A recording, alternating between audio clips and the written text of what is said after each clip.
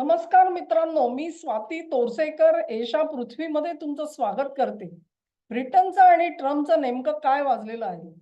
एक मी व्हिडिओ काल परवाच केला होता आणि त्याच्यात म्हटलं होतं की कियर स्टारमर चीनमध्ये शी जिनपिंगना भेटले. त्यानंतर ते परत आले. आता इराणवरती अमेरिकेने हल्ला केला, स्वतःच्या जीवावर हल्ला केलाय. एक इस्रायल सोडला तर दुसऱ्या कुठल्या देशाला त्यांनी त्याच्यामध्ये इन्व्हॉल्व केलेलं नाहीये. अशा वेळेला ब्रिटननी त्यांच्या पाठीत कसा सुरा खुपसला आणि अंडर रायटर्स किंवा इन्शुरन्स देणाऱ्या ज्या कंपन्या आहेत त्यांच्यातर्फे कसा फांदा मारलेला आहे त्याच्यावरती मी व्हिडिओ केलेला होता. ब्रिटनचं आणि अमेरिकेचं नेमकं काय बिनसलंय हा प्रश्न तुम्हाला पडेल. फार काही मोठ्या शतकांच्या इतिहासामध्ये मी आज जात नाही. कधीतरी तेही आपण बघू तो इतिहास कधीतरी. पण 2025 आणि 26 या 2 वर्षामध्येच आपल्याला पुरेसं मटेरियल अवेलेबल आहे आणि त्याच्याकडेच आपण लक्ष दिलं तरी पुरेसं आहे.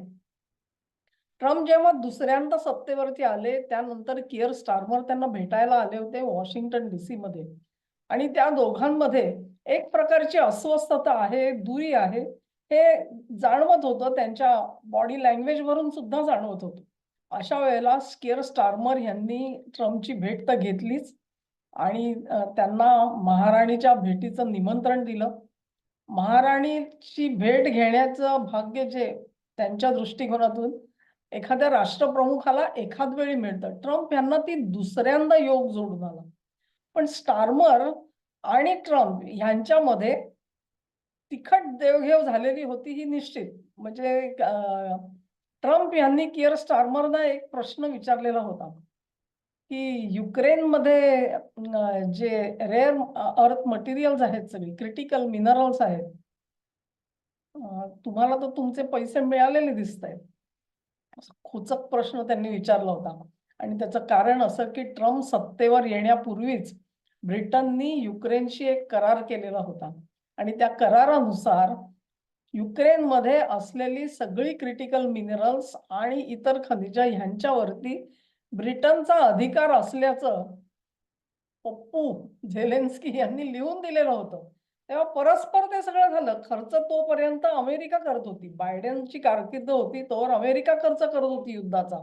ब्रिटन नव्हता करत. पण खनिजांची मालकी कुठे गेली? ब्रिटनकडे गेली. आणि त्याच्यावरती ट्रम्पनी प्रश्न विचारला होता, की तुमचा खर्च तर तुमचा काय भरून आलेला दिसतोय. स्टारमरनी पब्लिकली काही बोलायचं टाळलं. पण त्याच्यानंतर ट्रम्पनी झेलेन्स्कीला बोलवून त्याचे हात पिरगळले आणि त्या सगळ्यावरती ती अमेरिकेला मिळेल ही सगळी संपत्ती असं पण लिहून घेतलं. म्हणजे आता नेमकं कुठलं गृहीत धरायचं हा एक बुचकळ्यात पडणारा प्रश्न झाला. तेव्हा ब्रिटनचं साम्राज्य जे आहे त्यांना युक्रेन युद्धाची काहीही तमा नाहीये. त्यांना तिथे असलेली खनिज जी आहेत त्याच्यावर आपला हक्क हवा आहे. आणि तो हक्क एकदा त्यांचं पोट भरलं अग्रीमेंट केल्यानंतर, त्यानंतर ते जाऊन ट्रम्पला भेटले. तुम्हाला हा सगळा क्रम आठवत असेल. आता सुद्धा स्टारमर चीनमध्ये जातात आणि तिथून येतात. अंडर रायटर्सना उभे करतात ट्रम्पच्या विरोधात आणि ट्रम्पना काही ना काही मोठं आर्थिक संकटामध्ये घालतात. एक प्रकारे अमेरिकेला पैसा ओतावा लागणार आहे. इन्शुरन्सचे पैसे जर का वॉर रिस्क इन्शुरन्स अमेरिकेला द्यावा लागणार असेल, तर लोकांकडून ते प्रीमियम फार मोठा घेणार नाहीत. पण एखादं जहाज जर का बुडलंच, तर त्याची भरपाई अमेरिकेला द्यावी लागणार आहे. आणि ही खूप मोठी गोष्ट असते.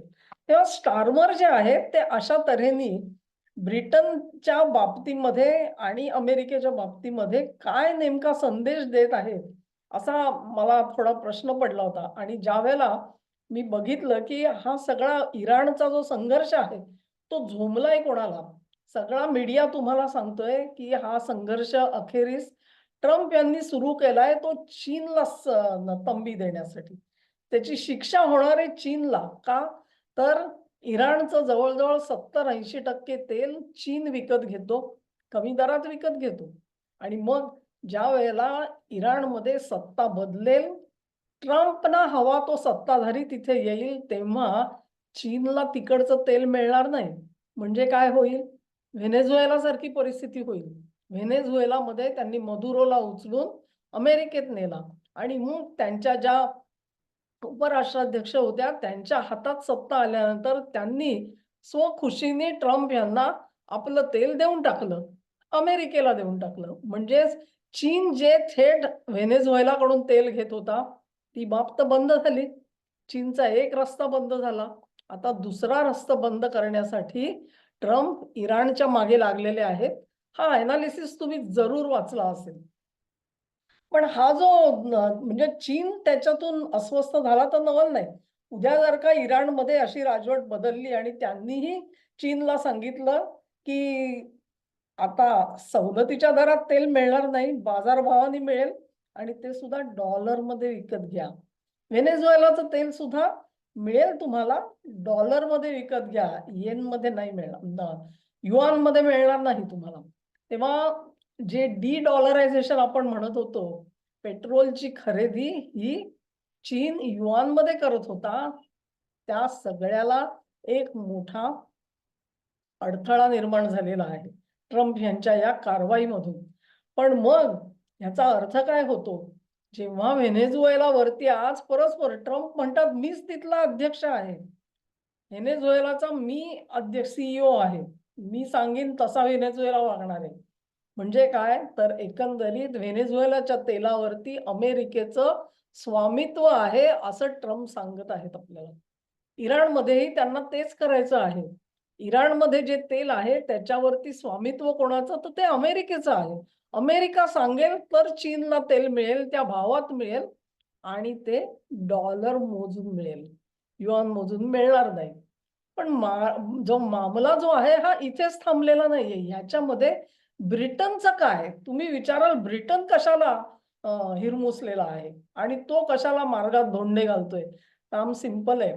तुम्ही जर का थोडा मागे जात इतिहास बघाल, तर इराणमधल्या ज्या तेल विहिरी आहेत, त्यांची कंपनी सुरू करणारा ब्रिटन होता.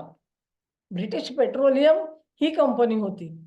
ती 1950 नंतर ही कंपनी जी आहे ती मोसादेक नावाचा जो रुलर तिकडे आला इराणमध्ये, त्यांनी त्याचं राष्ट्रीयकरण केलं.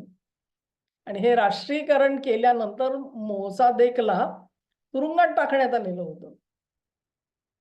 त्याच्याही अगोदर इराणचा शहा होता. इराणच्या शहानी हे सगळे हक्क ब्रिटनचे अबाधित ठेवलेले होते. खामेनी जेव्हा सत्तेवर आले, म्हणजे अयातोल्ला खोमेनी सत्तेवर आले, तेव्हा हे सगळं गणित बदललं आणि ब्रिटिशांचा हक्क संपला.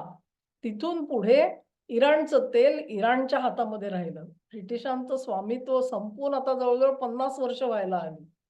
पण आता जर का राजवट बदलणार असेल, तर ते तेल आमचं आहे परत.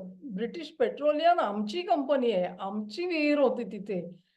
आमचं पेटंट आहे तिथे. हे ब्रिटन आज सांगू बघत आहे आणि ट्रम्प त्याला उडवून लावतायत. ब्रिटिश पेट्रोलियमला त्याच्यातला छदाम मिळणार नाही अशी परिस्थिती आलेली आहे. सगळं तेल ट्रम्पना अमेरिकेसाठी गडप करायचंय. जे अमेरिका म्हणेल ते तिथे होईल. ब्रिटन म्हणेल ते होणार नाही. जे युक्रेनमध्ये झालं ते आज इराणमध्ये होऊ घातलेलं आहे. आलं लक्षात तुमच्या ब्रिटनची अस्वस्थता कुठे आहे ती? 300-400 वर्षाचं जे साम्राज्य होतं, त्या साम्राज्याचे मालकी हक्क अजूनही अबाधित आहेत, असं हे समजतायत. आज सुद्धा 300-400 वर्षानंतर देशांना आपले निर्णय घेण्याचा अधिकार नाहीत, असं ते समजतायत. ब्रिटनच्या सत्तेवरचा सूर्य अजून मावळलेला नाही, असं ते समजतायत. त्याच्या विरोधात ट्रम्प उभे राहिलेले आहेत, म्हणून ट्रम्पबद्दल चडफडाट चालू आहे. त्यांच्या मार्गामध्ये धोंडे घालायचं काम झालेलं आहे, की मला तू सॅटिस्फाय कर, माझा वाटा माझ्यासाठी टाक आणि तो टाकणार नसशील तर तुला मी तुझा घास सुखासुखी गिळू देणार नाही. हा संदेश आहे आणि म्हणून ब्रिटन जातोय चीनकडे सुद्धा. भले चीनची मदत घेईन, पण ट्रम्पला अडवीन, ही भूमिका मला जास्त करून दिसते आहे. ब्रिटनचं आणि चीनचं काय सख्य आहे? ब्रिटनला चीनकडून काय पाहिजे आहे? या सगळ्या संकटामध्ये चीन is going to be the loser. हरणार आहे चीन, त्याला तेल मिळणार नाहीये. मग काय केवळ दोघांचं दुःख एक आहे, संकट एक आहे म्हणून ते एकत्र आले? का ब्रिटनला चीनकडून सुद्धा आणखी काहीतरी हवंय? विचार करा मित्रांनो. त्याच्यावर मी वेगळा व्हिडिओ करणार आहे. तोपर्यंत तुमचा विचार झालेला असू देत. हा व्हिडिओ सुद्धा तुम्हाला आवडला असेल अशी आशा करते. तुम्हाला आवडला असेल तर ही लिंक शेअर करा, व्हिडिओला लाईक करा, चॅनेलला सबस्क्राईब करा आणि सहकार्य माझ्यासोबत असंच राहू द्या. नमस्कार.